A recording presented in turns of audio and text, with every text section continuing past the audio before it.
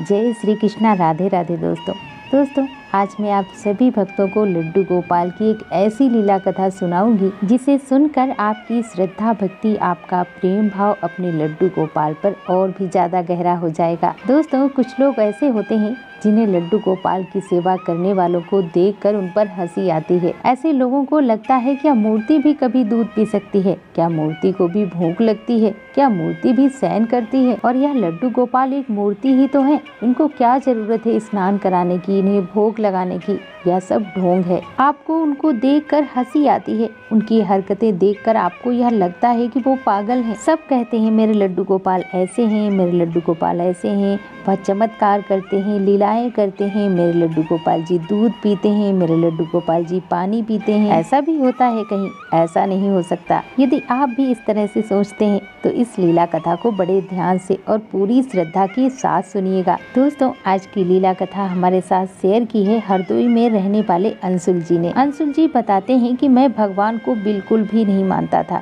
मेरी भगवान में बिल्कुल भी श्रद्धा भक्ति नहीं थी, मैं भगवान श्री कृष्ण को बिल्कुल भी नहीं मानता था। और जिन लोगों को मैं लड्डू गोपाल की सेवा करते हुए देखता था तो मुझे यह सब ढोंग लगता था, सब दिखावा लगता था, सब पागलपन लगता था। अंशुल जी बताते हैं कि मैं कभी भी किसी भी मंदिर में नहीं जाता था और ना ही कभी किसी मंदिर के सामने अपना मस्तक झुकाता था। साथ ही नॉनवेज का भी सेवन करता था, नशा भी करता था। सारी आदतें मेरी बुरी थी। लड्डू गोपाल में कोई आस्था नहीं, कोई विश्वास नहीं था। अंशुल जी बताते हैं कि ऐसे ही गलत आदतों में, गलत लोगों की संगत में मेरा समय बीत रहा था। बताते हैं अंशुल जी कि मेरा छोटा भाई एक बार काम के सिलसिले में बाहर गया हुआ था। वो बाहर ही अपनी जॉब किया करता था और वहाँ घटना कुछ ऐसी घटी कि मेरे छोटे भाई को वहाँ जेल में बंद कर दिया गया। और जब उसे जेल में बंद कर दिया गया तब मुझे बहुत चिंता हो गई, मैं बहुत ज्यादा परेशान हो गया कि अब मैं क्या करूं। अंशुल जी बताते हैं कि इसके बाद जो मेरे भाई के साथ उसके फ्रेंड लोग काम करते थे उनके पास मैंने कॉल किया और उनसे पूछा कि क्या बात हो गई जिससे मेरे भाई को जेल हो गई। और तब उन लोगों ने बताया कि तुम्हारा भाई जो है वो यहाँ पर गैर कानूनी तरीके से काम कर रहा था। उस टाइम पे कोरोना का समय चल रहा था। अब समझ में नहीं आ रहा था कि क्या काम करें, कैसे खाएं, कैसे पिएं, क्या करें, तो इसीलिए वो काम कर रहे थे। पर वहाँ पर काम करना जो था वो बंद था और फिर भी वो काम कर रहे थे, इसीलिए वो गैर कानूनी हो गया। अब मेरे भाई की वजह से मम्मी पापा, मेरी बहन सभी बहुत ज़्यादा परेशान थे। कुछ भी समझ में नहीं आ रहा था कि क्या करें। और तभी अंशुल जी बताते हैं कि इसी सिलसिले में मैं अपनी बहन के घर गया और जब मैं उनके घर गया तो मैंने देखा कि उनके घर पे लड्डू गोपाल जी विराजित हैं। और जब शाम हुई तब मैंने देखा कि मेरी बहन कैसे उनको दूध पिलाती है, उन्हें सुलाती है, उन्हें भोग लगाती है। और जब मैं सुबह उठा तो मैंने देखा कि वह लड्डू गोपाल को स्नान करा रही थी, उनका श्रृंगार कर रही थी, उन्हें पोशाक पहना रही थी। और तो और वह लड्डू गोपाल से ऐसे बातें कर रही थी जैसे मानो किसी से वह सामने ही बात कर रही हो, जैसे लड्डू गोपाल जी वहाँ पर साक्षात बैठे हों। और अपनी बहन को इस तरह से करता हुआ देखकर मुझे बहुत हंसी आती थी और मुझे यह लगता था कि मेरी बहन जो है वह पागल हो गई है, वह पगला गई है। देखो तो कैसे लड्डू गोपाल की सेवा करती है, उन्हें स्नान कराती है, उन्हें भोग लगाती है, उन्हें वस्त्र पहनाती है। ऐसे थोड़ी होते हैं भगवान। अंशुल जी बताते हैं कि मुझे यह सब देखकर बहुत हंसी आती थी,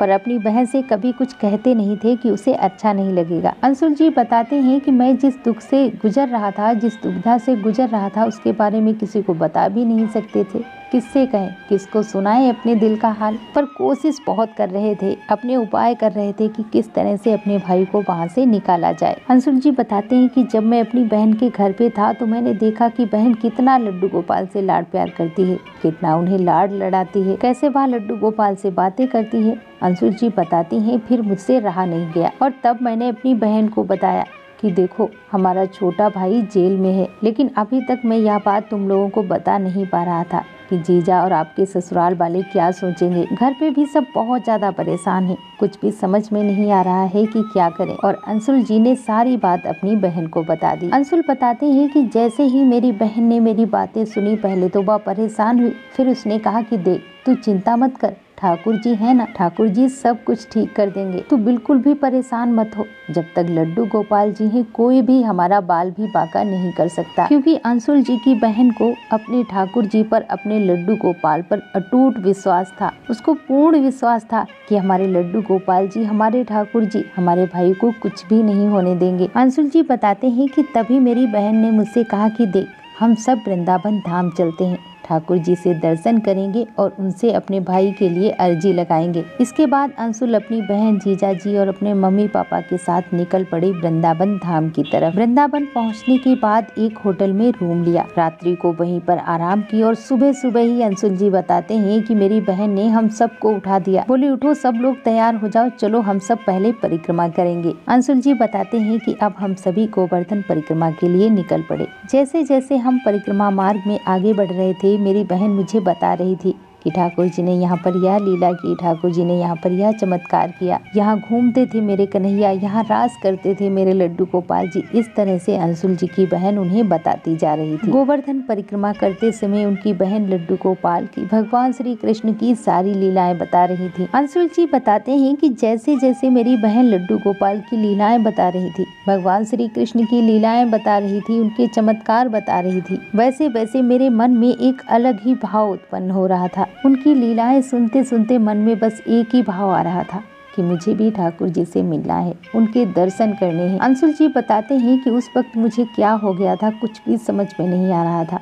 ऐसा मेरे साथ कभी भी नहीं हुआ। मुझे बस यही लग रहा था कि मुझे बस ठाकुर जी के दर्शन करने हैं। अंशुल जी बताते हैं कि परिक्रमा पूर्ण करने के बाद हम सभी गए बिहारी जी के दर्शन करने, और जब मैं बिहारी जी के सामने गया, जब मैंने उन्हें देखा तो मैं देखता ही रह गया। दोस्तों, ऐसा कोई भी नहीं जो बांके बिहारी को एक बार देखे और वह देखता ही ना रह जाए। जो ठाकुर जी को एक बार देखे वह देखता ही रह जाता है। जब ठाकुर जी के सामने कोई पहुंचता है ना, उनसे नजरें मिलाता है ना, तो उनको देखता ही रह जाता है, स्थिर हो जाता है, और ठाकुर जी के सिवा वहाँ पर कुछ भी दिखाई नहीं देता। ठाकुर जी के सिवा वहाँ पर कुछ भी सुनाई नहीं देता। चाहे वहाँ पर कितनी ही भीड़ हो, कितनी धक्का मुक्की हो, आपको बिल्कुल भी एहसास नहीं होगा। कितना भी शोर हो, आपको कुछ भी सुनाई नहीं देता, सिर्फ ठाकुर जी के सिवा। आपको कुछ भी दिखाई नहीं देता, सिर्फ ठाकुर जी के सिवा। दोस्तों, जब आप ठाकुर जी को देखते हो ना, और ठाकुर जी आपको देखते हैं, तो आपके और ठाकुर जी के बीच में सच में कोई नहीं होता। भक्त और भगवान के बीच में कोई नहीं होता। आपका सीधा संबंध आपके ठाकुर जी के साथ है। अंशुल जी बताते हैं कि वही मेरे साथ हो रहा था। मैं एकदम स्थिर था, ठाकुर जी के सिवा मुझे कुछ भी दिखाई नहीं दे रहा था। जब मैंने ठाकुर जी को देखा, उनकी आंखों को देखा, तो मेरे शरीर के रोंगटे खड़े हो गए। मेरे आंखों से अपने आप ही अश्रुधारा बहने लगी, और ये सब क्या हो रहा था मुझे कुछ भी समझ में नहीं आ रहा था, और मैं जोर जोर से वहीं पर रोने लगा। अंशुल जी बताते हैं कि ठाकुर जी को देखकर मैं बहुत ही भाव विभोर हो गया। जो भी एक बार बिहारी जी को देखता है, जो भी बिहारी जी के मंदिर एक बार जाता है, उसका वहाँ से आने का मन नहीं होता। अंशुल जी बताते हैं मेरा भी वहाँ से आने का मन नहीं हो रहा था। अंशुल जी बताते हैं कि इसके बाद ठाकुर जी के दर्शन करने के बाद नम आँखों के साथ में बिहारी जी के मंदिर से बाहर आया, और फिर मेरी बहन ने कहा कि चलो हम बरसाना धाम लाडली जी के दर्शन करने चलेंगे, और हम सभी पहुँच गए श्री बरसाना धाम। इसके बाद हमने वहाँ पर अच्छे से श्री राधा रानी के दर्शन किए,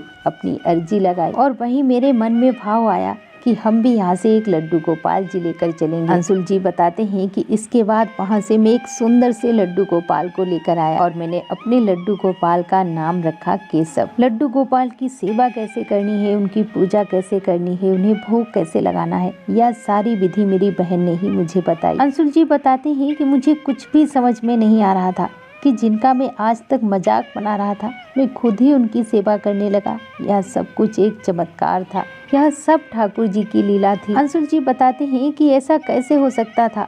मैं इन पर हंसता था, और आज यह मेरे सामने, मेरे घर में, मेरे पास विराजित हैं। दोस्तों, हम सभी कभी सपने में भी कल्पना नहीं कर सकते कि हमारे ठाकुर जी हमसे कितना प्रेम करते हैं। अंशुल जी बताते हैं कि मैं अपने लड्डू गोपाल को देखकर बहुत खुश था। मेरे अंदर बहुत श्रद्धा और भक्ति आ गई थी। मैं बहुत ज़्यादा अपने लड्डू गोपाल को देखकर रो रहा था, और बस रोए ही जा रहा था। मुझे कुछ भी समझ में नहीं आ रहा था कि यह सब क्या हो रहा है। और लड्डू गोपाल की सेवा करते करते लगभग 20 दिन का समय बीत गया था और अगले 20 दिन में ठाकुर जी ने चमत्कार कुछ ऐसा किया कि मेरा भाई वहाँ से रिहा हो गया। दोस्तों, अंशुल जी बताते हैं कि मैं इतने दिनों से क्यों नहीं आया ठाकुर जी से मिलने। अंशुल जी को बस एक ही बात का पछतावा था कि मैं इसी धरती पर था और इतने दिनों तक मैं अपने कन्हैया से, अपने ठाकुर से मिलने क्यों नहीं आया। मुझे ठाकुर जी से मिलने में इतनी देर कैसे हो गई, इसके लिए मैं बहुत ज्यादा पछता रहा था। अंशुल जी बताते हैं कि जब मेरा भाई घर आ गया तो हम सब बहुत खुश थे। हमारी खुशी का ठिकाना नहीं था। ठाकुर जी ने हमारे साथ इतना बड़ा चमत्कार किया था, हमारे जीवन में इतनी बड़ी लीला की थी। अंशुल जी बताते हैं कि ऐसे ही ठाकुर जी की सेवा पूजा में मेरा समय बीत रहा था। इसके बाद सब कुछ अच्छा चल रहा था। मेरे घर वालों ने मेरी शादी कर दी। अंशुल जी बताते हैं कि मेरी पत्नी भी धार्मिक प्रवृत्ति की है, पूजा पाठ करने वाली है। अब मैं और मेरी पत्नी मिलकर लड्डू गोपाल की सेवा पूजा करते हैं। अंशुल जी बताते हैं कि पहले मुझसे कोई शादी करने के लिए तैयार नहीं था। मेरे घर पे मेरे लिए रिश्ते भी नहीं आते थे और अगर रिश्ता आता भी था तो गांव के पास पड़ोस वाले बता देते थे कि लड़का शराब पीता है, नशा आदि करता है, गलत लोगों के साथ रहता है। इसी वजह से मेरी शादी भी नहीं हो रही थी। पर मेरे लड्डू गोपाल की कृपा से आज सब कुछ अच्छा चल रहा है। मेरे ठाकुर जी ने मुझे सही राह दिखाई है। मेरे लड्डू गोपाल ने मुझे जीना सिखाया है। मेरे लड्डू गोपाल के आने के बाद मेरे जीवन में बहुत सारे बदलाव हुए। मेरे लड्डू गोपाल ने मेरे साथ बहुत सारी लीलाएं की। जब से मेरे केशव आए हैं मैं निश्चिंत हो गया हूँ। मेरे ठाकुर जी साक्षात मेरे घर पे विराजित हैं। हर पल ठाकुर जी के चमत्कार देखता हूँ, हर पल मैं अपने केशव के चमत्कार देखता हूँ। दोस्तों, सबसे बड़ी चीज विश्वास है। आपका ठाकुर जी पर विश्वास होना बहुत जरूरी है। आपके लड्डू गोपाल, आपके ठाकुर जी हर पल हर क्षण आपके साथ हैं। भगवान श्री कृष्ण स्वयं कहते हैं कि मैं हर पल तुम्हारे साथ हूँ,